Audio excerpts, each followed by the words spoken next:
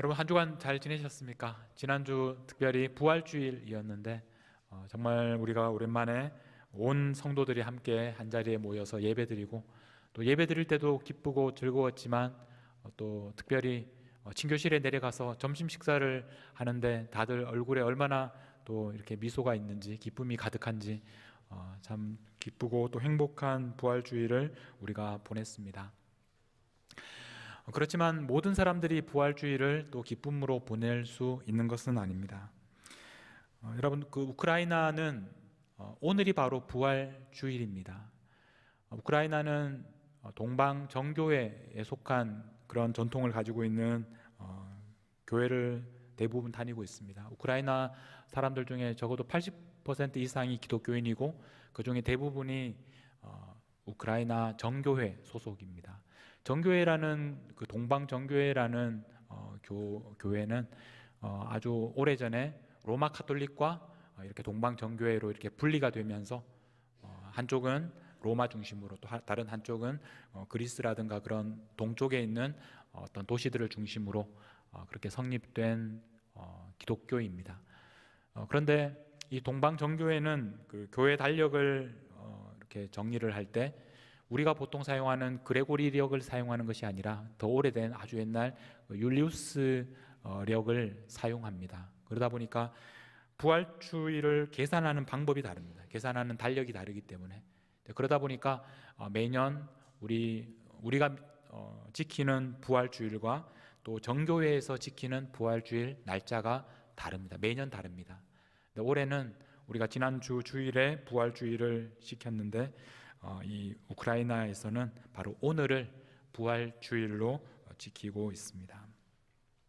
부활주일인데, 부활절인데 1년 중에 가장 기쁘고 또 즐겁고 하나님 앞에서 기쁨의 예배를 드려야 하는 그런 날, 아직도 그곳에 미사일이 떨어지고 또 어린아이가 죽고 지금 수많은 군인들과 민간인들이 전쟁 속에서 죽어가고 있습니다. 전쟁이 시작된 지 벌써 2달이 지났습니다. 우크라이나에서만 이런 끔찍한 일들이 일어나는 것은 아닐 것입니다. 전 세계 곳곳에서 지금도 수많은 사람들이 이 부활주일에도 고통스러운 시간들을 보내고 있습니다.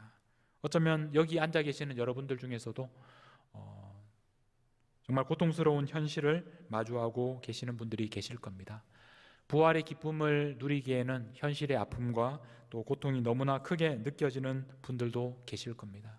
부활주일이 지났지만 아직도 여전히 고난주간을 보내는 것 같은 그런 마음으로 여기에 앉아 계시는 분들도 계실 것입니다. 오늘 여러분들과 저는 시편 22편 말씀 그 중에 일부분을 읽었습니다. 그런데 시편 22편은 1절에서 이렇게 시작합니다. 내 하나님이여, 내 하나님이여, 어찌 나를 버리셨나이까? 어찌 나를 버리셨나이까? 하나님께 버림받은 그 고통을 하나님 앞에 간절하게 부르짖고 있습니다.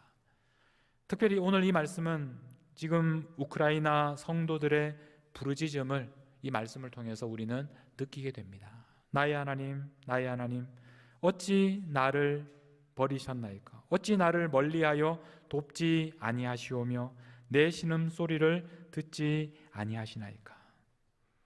하나님의 자녀들인데 하나님께서 사랑하시는 그 자녀들을 왜 이렇게 고통스러운 상황으로 던져 버리셨습니까? 왜 구원하여 주시지 않습니까?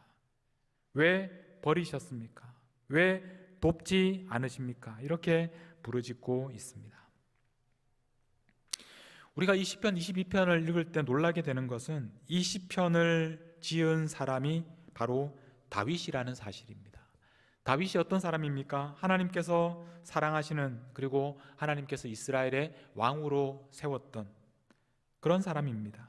아쉬울 것이 없는 모든 것을 가진 것처럼 보이는 그런 다윗이 오늘 이 시편 22편에서 내 하나님이여, 내 하나님이여, 어찌 나를 버리셨나이까? 이미 버림을 당했다는 말이에요. 어찌 나를 버리셨나이까? 이렇게 노래합니다. 그런데 우리가 더 놀라게 되는 것은 이것과 똑같은 부르짖음을 바로 예수님께서 십자가 위에서 부르짖으셨다는 사실입니다. 마가복음 15장 34절입니다. 제9시에 예수께서 크게 소리 지르시되 엘리 엘리 라마 사박다니, 나의 하나님 나의 하나님 어찌하여 나를 버리셨나이까. 예수님께서 그렇게 부르짖으셨습니다. 왜 하나님의 아들이신 예수님께서 이렇게 부르짖어야만 했을까요? 왜 하나님의 아들이신 예수님께서 이렇게 버림을 받아야만 했을까요? 왜 하나님께서 사랑하시는 다윗이 하나님 앞에 버림받고 이 시편 22편을 부르짖어야만 했을까요? 우리는 이 시편 22편을 부르짖었던 다윗과 그리고 예수님과 오늘 또 우크라이나의 성도들과 또 오늘 이 자리에 있는 우리들의 그 부르짖음을 들으면서 왜 하나님께서 하나님의 자녀들을 이렇게 버려두시는지에 대해서 질문하게 됩니다. 그리고 우리는 여기에 대해서 대답하기 위해서 시편 22편을 또 조금 더 살펴보도록 하겠습니다. 시편 22편은 처음 시작은 어찌하여 나를 버리셨나이까 이렇게 시작합니다. 그러면 그 결론은, 그 나중에는 어떤 일이 일어나는지 우리 함께 보도록 하겠습니다. 시편 22편 2절에서 이렇게 계속됩니다. 내 하나님이여, 내가 낮에도 부르짖고 밤에도 잠잠하지 아니하오나 응답하지 아니하시나이다. 낮이나 밤이나 하나님께 부르짖지만 하나님은 응답하지 않으십니다. 여러분, 우리가 정말 힘든 시간들을 보낼 때는 밤에 잠을 이룰 수가 없습니다. 기도하기 위해서 기도하기 위해서 잠을 자지 않는 것이 아니라 잠이 오지 않기 때문에, 잠을 이룰 수가 없기 때문에 기도하게 되는 겁니다. 낮에도 기도하고 밤에도 기도하지만, 그런데 하나님께서는 아무것도 대답하지 않으시는 것처럼 그렇게 느낄 때가 있습니다. 우리가 우리의 기도 제목을 가지고 하나님께 간절하게 기도하면 하나님께서 그 기도 제목을 듣고 응답하시면, 무엇이라도 말씀해 주시면 좋을 텐데 하나님께서는 아무 말도 없으신 것 같습니다. 여러분들에게도 아마 이런 경험들이 있으셨을 것입니다. 하나님께서 우리를 버리신 것 같이 그렇게 느껴질 때가 있습니다. 그런데 여기서 끝나는 것이 아닙니다. 6절 말씀에 보면 이렇게 노래합니다. 나는 벌레요 사람이 아니라 사람의 비방거리요 백성의 조롱거리니이다. 하나님께서도 응답하지 않으시지만 사람들에게도 버림받은 것입니다. 사람들도 아무도 나의 편이 되어주는 사람이 없습니다. 철저하게 고립되고 버려졌습니다. 이것이 바로 다윗이 시편 22편을 노래할 때 그의 상황이었습니다. 이 다윗의 상황을 여러분들에게 좀 시각적으로 보여주기 위해서 제가 슬라이드 하나를 준비했는데, 12절부터 보면 많은 황소가 나를 애워싸며 이렇게 말합니다. 13절에 보면 찢으며 부르짖는 사자 같다. 16절에서는 개들이 나를 애워쌌다. 자, 황소와 사자와 개들이 나옵니다. 자, 그런데 이것이 다시 거꾸로 반복이 됩니다. 20절에서는 개의 세력에서 구하소서 그렇게 기도합니다. 21절에서는 사자의 입에서 구하소서, 마지막으로 들소의 뿔에서 구원하셨나이다.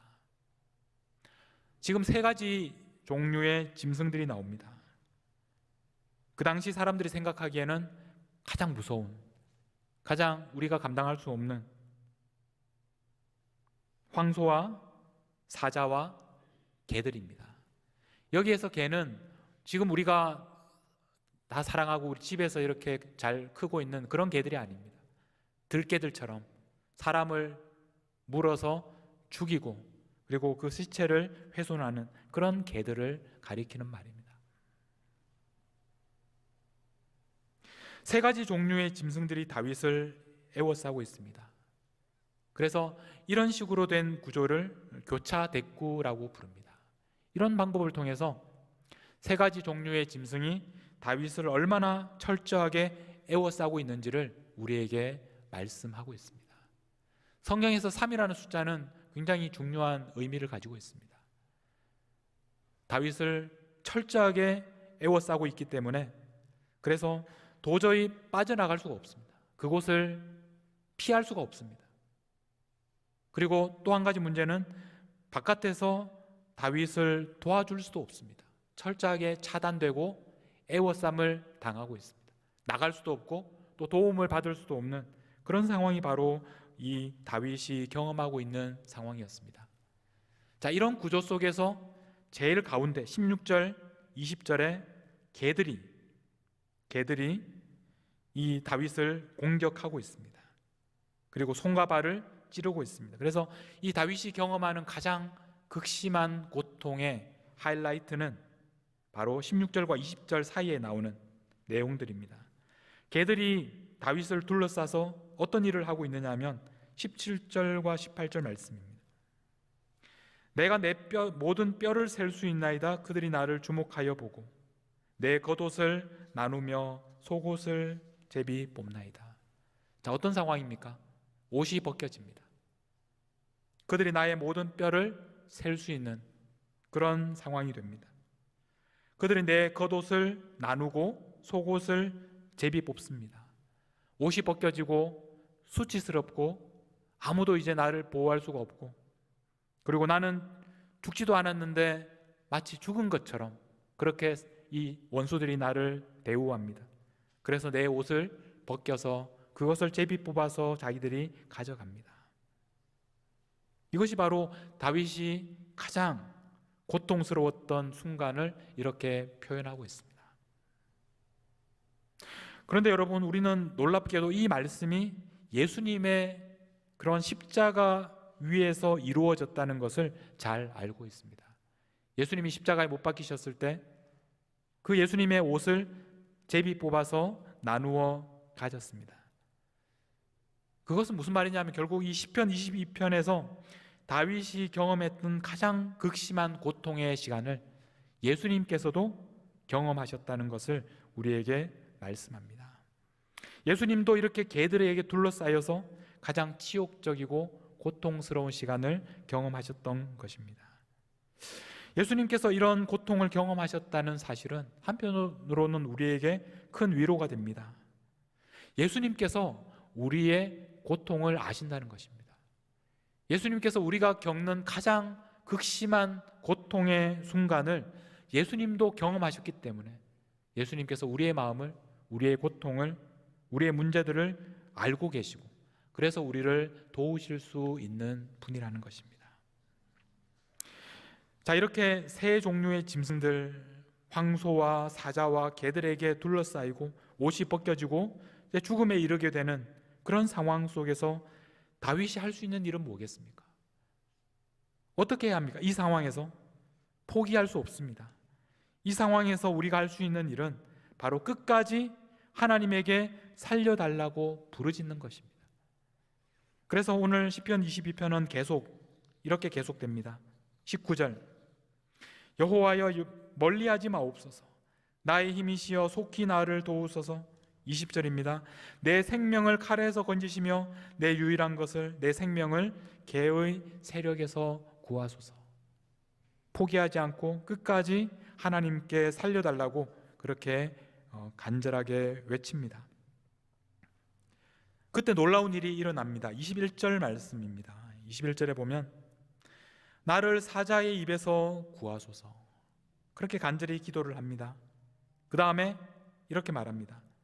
주께서 내게 응답하시고 들소의 뿔에서 구원하셨나이다.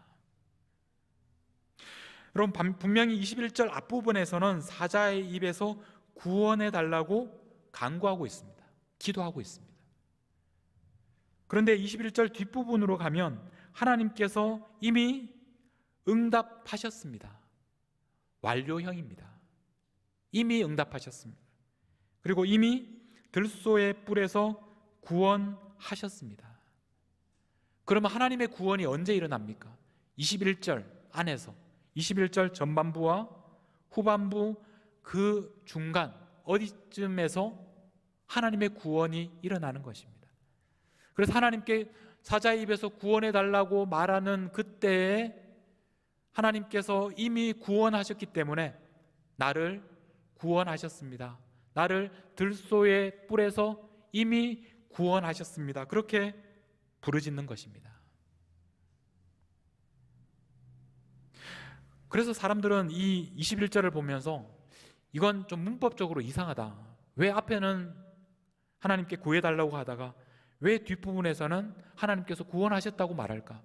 그래서 어떤 번역에서는 이건 어떤 좀 문제가 있는 그런 문법적으로 잘못된 표현이기 때문에 좀 바꿔서 앞부분에서 사자의 입에서 구원해 달라고 기도했으니까 뒤에서는 들소의 뿔에서 구원해 달라고 그렇게 기도하는 기도로 바꾼 그런 영어 번역도 있습니다. 그러나 우리는 성경에 기록된 대로 성경에 있는 그 문법 그대로 우리가 받아들이게 되면 하나님께서 우리가 도와달라고 기도하는 그 기도가 끝나기도 전에 하나님의 구원의 역사가 임하게 되고, 그래서 곧바로 이어지는 고백은 바로 하나님께서 우리를 들소의 뿔에서 구원하셨습니다. 이미 구원하셨습니다. 이렇게 우리가 외칠 수 있게 되는 것입니다. 기도하는 사람들만이 이런 구원을 경험할 수 있습니다. 하나님께서 응답하실 때 아직도 기도하고 있습니다. 기도하고 있는데 하나님께서 응답하시고, 그래서 하나님의 구원과 우리의 기도가 그 순간에 만나게 되는 그런 놀라운 경험을 하게 됩니다. 여러분, 하나님께서는 오늘 여러분들이 하나님 앞에 부르짖는 간절한 기도와 부르짖음에 하나님께서 듣고 계시고 또 응답하시고 계십니다. 때로는 하나님이 듣지 않는 것처럼 느껴질 때도 있습니다. 하나님께서 우리를 버리는 것처럼, 아무도 우리를 도울 사람이 없는 것처럼 우리가 절망에 빠질 때도 있습니다. 그러나 여러분, 끝까지 우리가 낙심하지 않고 하나님 앞에 기도할 때 우리는 어느 날 갑자기 응답하시는, 우리의 삶을 완전히 변화시키는 극적인 반전을 우리에게 주시는 하나님을 우리는 만나게 됩니다.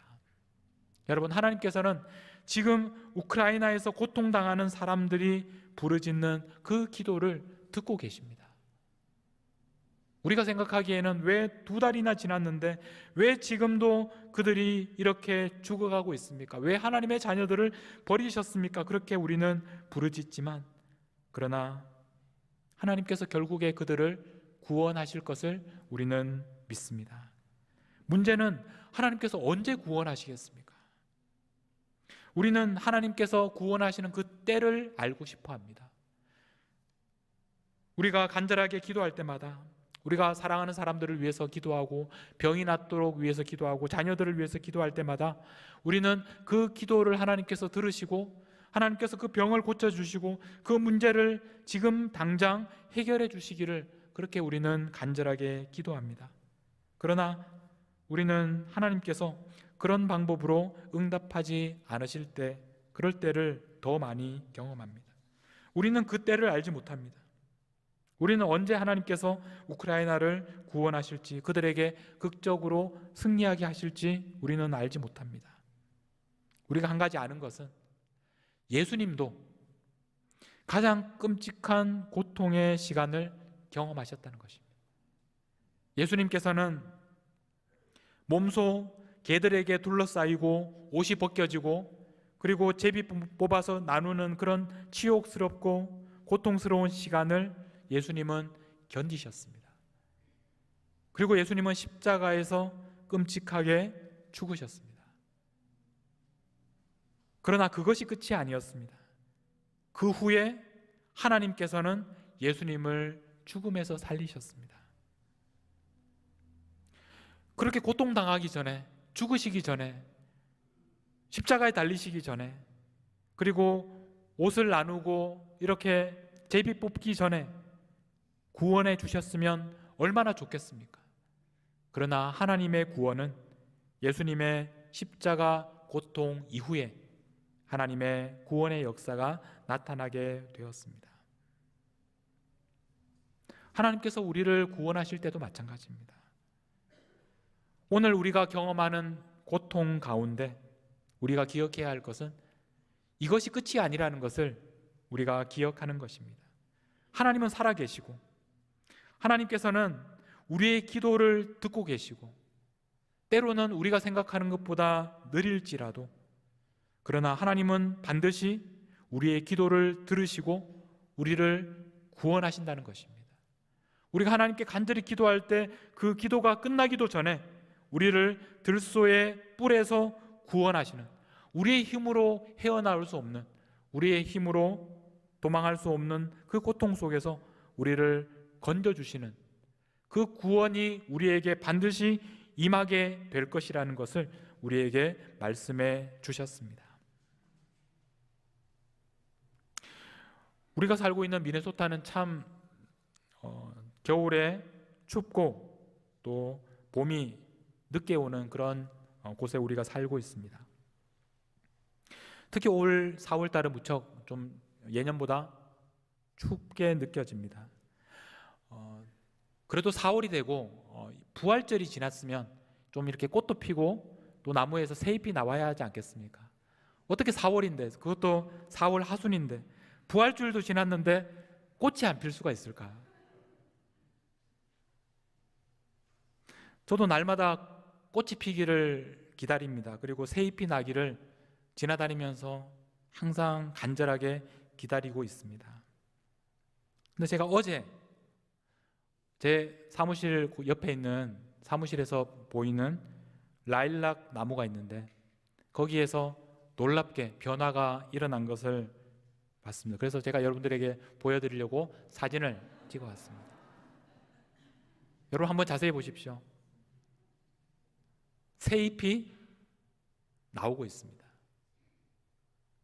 저에게는 이 사진은 굉장히 올 2022년 봄을 처음으로 경험하는 그런 사진입니다. SNS에 보면 수많은 사람들이 자기 동네에서 벚꽃이나 온갖 화려한 사진들을 다 찍어서 올리는 것을 보면서 그래도 좋기도 하지만 한편으로는 또 씁쓸한 마음도 들었는데 드디어 저도 이 4월 달에 새잎이 나오는 그 한 장의 사진을 찍을 수가 있었습니다. 여러분, 며칠 전까지만 해도 이 나무는 정말 죽은 것 같이, 이 나무가 살아있을까? 이 나무에서 뭐가 나올 수 있을까? 그렇게 생각하는 그런 죽은 것처럼 보였던 나무였는데 놀랍게도 생명의 새 잎이 나오기 시작했습니다. 우리의 삶도 마찬가지입니다. 때로는 우리의 삶 속에 정말 절망적이고 죽은 것처럼 보이는 그런 우리의 삶 가운데 하나님께서 지금도 일하고 계십니다. 하나님께서 이 4월의 미네소타에서 이런 수많은 나무들이 다시 한번 새잎을 내고 꽃을 내고 다시 한번 무성한 아름다운 나무로 자라게 하시는 것처럼 하나님께서 오늘도 저와 여러분들의 삶 속에 지금도 역사하고 계시고 지금도 일하고 계셔서 하나님의 때가 되면 아름다운 새잎이 나오게 하시고 또 아름다운 꽃이 피게 하실 것입니다. 하나님께서 우리의 간절한 기도를 들으시고 우리가 기도하는 그 기도가 끝나기도 전에 하나님께서 갑자기 그 순식간에 우리를 변화시키시고 우리를 새롭게 하시고 우리를 구원하실 것입니다. 다윗이 이런 극심한 고통 가운데서 하나님께 부르짖고 결국에는 하나님께서 자신을 구원하셨다는 그 놀라운 소식을 우리에게 전해 주었습니다. 자, 그런데 다윗이 아직도 고통 가운데 있을 때 오늘 우리가 읽었던 말씀 그 전에 다윗이 노래했던 9절과 10절을 보면 다윗이 이렇게 하나님 앞에 고백하는 내용이 나옵니다. 오직 주께서 나를 모태에서 나오게 하시고 내 어머니의 젖을 먹을 때 의지하게 하셨나이다. 10절입니다. 내가 날 때부터 주께 맡긴 바 되었고 모태에서 나올 때부터 주는 나의 하나님이 되셨나이다. 다윗은 고백하기를 지금 하나님께서 나를 버린 것처럼 느껴지고 사람들도 나를 다 버렸다고 그렇게 고통스럽게 외치고 있지만 그럼에도 불구하고 다윗은 지금 하나님을 끝까지 신뢰합니다. 왜냐하면 다윗을 이 땅에 태어나게 하신 분이 하나님이시라는 겁니다. 태어나는 그 순간부터 지금까지 하나님께서 바로 다윗의 하나님이 되셨다는 고백입니다. 하나님은 다윗을 향하여 너는 내 아들이라고 말씀하고 계십니다. 하나님은 바로 우리 아버지이십니다. 아버지께서 어떻게 자녀들의 부르짖음을 듣지 않겠습니까? 하나님께서는 지금도 우리의 부르짖음을 듣고 계십니다. 여러분, 포기하지 말고 끝까지 하나님 앞에 여러분의 간절한 간구를, 부르짖음을 올려드리시기를 바랍니다. 하나님께서 반드시 여러분들의 기도를 듣고 응답하시는 분이십니다. 무엇보다 오늘 우리는 이 우크라이나의 부활주일, 우크라이나에 살고 있는 하나님의 자녀들을 위해서, 그들을 위해서 기도하는 것을 우리가 쉬지 않기를 바랍니다. 그래서 그들도 오늘 이 부활주일에 그들을 구원하시는 하나님의 구원을 볼 수 있게 해달라고, 하나님께서 그들의 삶에 찾아오셔서 그들을 다시 일으켜주시는 놀라운 하나님의 구원을 볼 수 있게 해달라고 우리가 그들을 위해서 함께 기도하며 함께 고통을 나누는 그런 부활주일, 우크라이나의 부활주일이 될 수 있기를 간절히 바랍니다. 오늘 여러분들과 함께 이 찬양을 함께 부르면서 하나님께 나아가고 싶습니다. 너는 내 아들이라, 너는 내 아들이라. 그 가사를 보면 힘들고 지쳐 낭망하고 넘어져 일어날 힘 전혀 없을 때 조용히 다가와 손잡아 주시며 나에게 이렇게 말씀하십니다. 너는 내 아들이라. 오늘날 내가 너를 낳았다. 너는 내 아들이라. 오늘날 내가 너를 낳았다. 바로 하나님께서 우리의 아버지이시기 때문에 하나님께서는 결코 우리를 버리지 않으시고, 우리가 간절히 하나님께 부르짖는 그 기도를, 우리가 그 기도가 끝나기도 전에 우리에게 찾아오셔서 우리에게 말씀하시고 손잡아 주시고 우리를 구원하시는 그 하나님의 음성을 듣는 이 시간이 되기를 바랍니다. 우리 함께 찬양하겠습니다.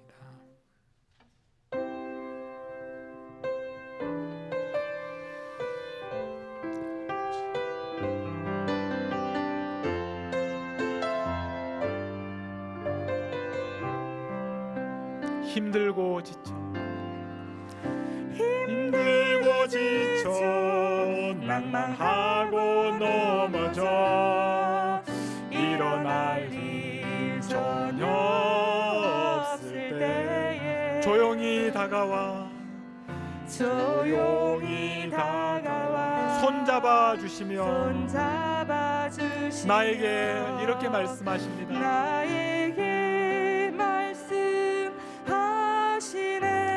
나에게 실망하여 내 자신 연약해 고통 속에 눈물 흘릴 때에 못 자국 난 그 손길 우리의 눈물을 닦아주시는 주님, 나에게 말씀하십니다. 너는 내 아들이라. 너는 내 아들이라. 오늘날 내가 너를 낳았도다. 너는 내 아들이라.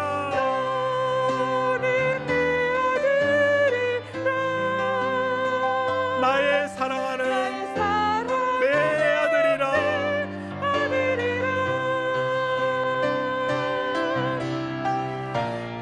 언제나 변함없이 너는 내 아들이라. 너는 내 아들이라. 나의 십자가 고통,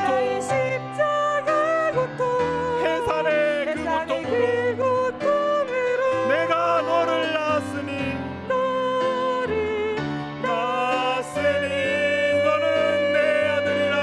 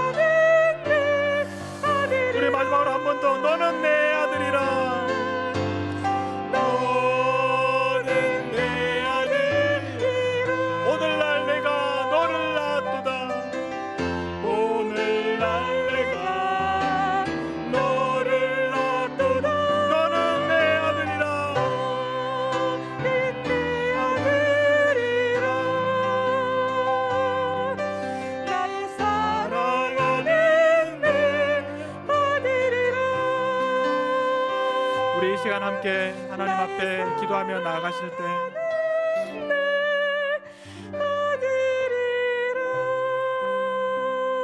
하나님께서 지금도 우리에게 너는 사랑하는 내 아들이라 말씀하시는 그 주님 앞에 우리가 다시 한번 간절하게 우리의 아픔과 고통과 또 우리의 문제를 가지고 우리 아버지이신 하나님께 나아가도록 하겠습니다. 무엇보다 지금도 우크라이나 땅에서 고통 가운데 부르짖는 그 부르짖음으로 우리가 함께 하나님 앞에 중보하며 나아가도록 하겠습니다. 하나님께서 우리의 기도를 듣고 계십니다. 하나님은 우리의 아버지이십니다. 하나님께서 우리의 기도에 응답하실 것입니다. 하나님께서 우리의 기도의 마지막 순간에 우리의 기도가 마치기도 전에 하나님께서 우리의 기도를 들으시고 역사하실 것입니다. 하나님의 때 하나님의 방법으로 구원해 주실 줄 믿습니다. 하나님께서 우리를 구원해 달라고, 저 우크라이나 땅에 있는 사람들을 구원해 달라고 우리 간절하게 하나님 앞에 기도하며 합심하며 기도하며 나아가도록 하겠습니다. 기도하시겠습니다. 하나님 아버지, 저희들의 부르짖음을 들어주시옵소서. 저희들의 간절한 간구에 응답하여 주시옵소서. 주님 말씀하여 주시옵소서. 주님 우리의 기도를 들어주시옵소서. 우리를 구원하여 주시옵소서. 우리를 사자의 입에서 들소의 뿔에서 구원하여 주시옵소서. 주님께서 다윗에게 말씀하신 것처럼 내가 하나님 너희들을 사자의 입에서 들소의 뿔에서 구원하였다 말씀하여 주신 것처럼 오늘 저희들에게도 말씀하여 주시고, 하나님께서 오늘 저희들의 기도가 끝나기도 전에 바로 이 시간 역사하여 주시고 하나님의 뜻이 이루어지게 하여 주시고 우리를 새롭게 하여 주시옵소서. 우리를 살려주시고 우리를 일으켜 주시고 우리를 구원하여 주옵소서.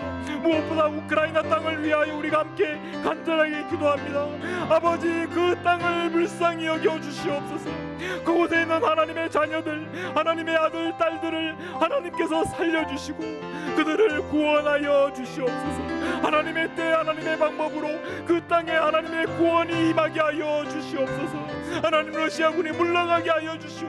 하나님의 놀라운 승리의 하나님 소식이 전해지게 하여 주시옵소서. 그 땅을 하나님께서 회복시켜 주시옵소서. 그 땅을 구원하여 주시옵소서.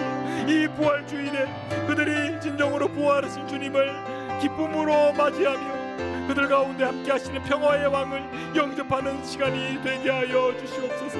아버지, 간절히 기도하오니 그 땅 가운데 하나님의 구원이 임하게 하여 주시옵소서. 하나님, 너는 사랑하는 내 아들이라고 말씀하여 주시옵소서. 그들을 구원하여 주시옵소서. 하나님 아버지, 우리가 감당할 수 없는 고통과 현실 속에서 애워싸이고 두려워하고 무서워하고 고통스러워하고 있지만, 그러나 하나님께서는 지금도 우리의 기도를 들으시고 우리의 간구와 우리의 부르짖음을 듣고 계시고, 그리고 하나님의 때 늦지 않게 우리를 구원하시는 분이심을 감사합니다.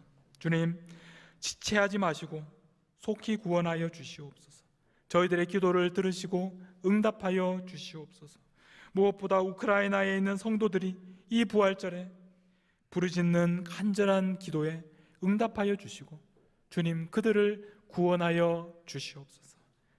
너는 내 아들이라 말씀하시는 그 음성을 오늘 우리가 듣게 하여 주시옵소서. 우리와 똑같이 고난을 당하시고 십자가에 죽으신 후에 부활의 첫 열매가 되신 우리 주 예수 그리스도의 이름으로 기도하옵나이다. 아멘.